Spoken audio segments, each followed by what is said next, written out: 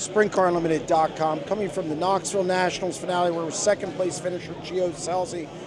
Gio, what's your emotion? I mean, you put so much into this week. You were fast all week.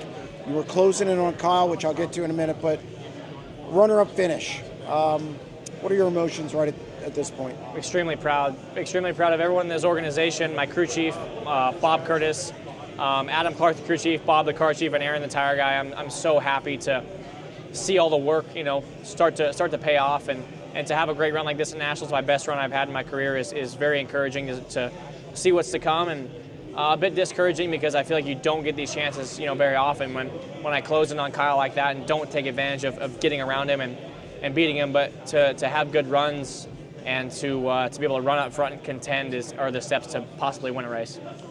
Did you think you were in good position that first 25? You just kind of rode a little bit, fell back a couple spots, and started picking them off on the bottom. You were really good in 3 and 4 on the bottom, one by one picking them off.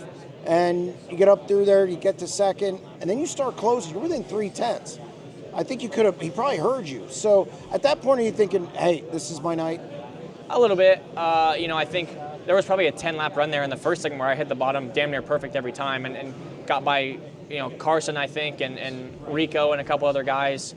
But committed myself to the bottom pretty much, and lappers were on the bottom, which sucked, and I really had never run the top, so the curb was getting pretty meaty up there, and was tough to run. Kyle was doing a good job running it, but I don't know. I played the race over my head a few times. I'm sure I'll play it over 100 more times and watch it again and really see kind of from a bird's eye view what I was doing, and felt great in the bottom of 3 and 4. Felt great in the bottom 1 and 2 also. So those first 10 laps of those first segments, I felt awesome, really, to about 5 or 6 to go in both.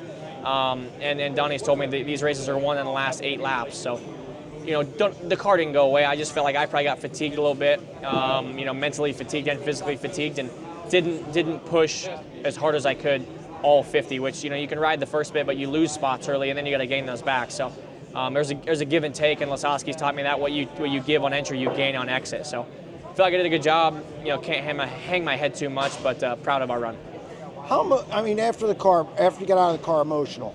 How emotionally draining is this race? I don't think people realize 50 laps around this place, 190,000, but sprint car immortality, all those things, and the pressure of it. And you have a really good sense of history. How emotionally draining is that 50 laps? I can tell you this race could pay $5 to win, and I still want to win it. So money is not something you think about on the racetrack. Obviously, when you talk about it during the week, yeah, it's cool to say 190 grand to win or whatever races pay to win, but I do this to win races and say I've beaten the best in the world. My dad and Dan Lasowski, that's the reason they race, is to prove to themselves they could beat the best in the world, and that's the reason I race too. So I have a lot to prove to myself, and still a lot I want to do in the sport, and I'm not going anywhere anytime soon. Do you it was mentioned at a press conference, 2 fourths and a second now, and they're different. The 4th place, you were nervous, obviously. Last year, 4th, you kind of ran a pretty good race. This year, you contended for the win. I've talked about it a lot on podcasts and whatnot, that I think you're ready. Do you think you have to lose a race before you win it?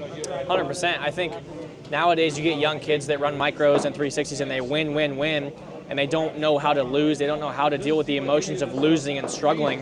And I learn more in the races that I lose and do really bad in than races I win sometimes. So you have to deal with the emotions and use the anger or frustration sometimes into good energy to possibly win those races in the future. So feel like I don't do a great job of that sometimes, but normally behind closed doors, or my driver cabinet doors have had a bit of a beating sometimes. But obviously, you don't want anyone to see how you act, and you can act a certain way around your family and spouse and by yourself. But obviously I'm frustrated, I'm proud, I have a roller coaster of emotions going on right now.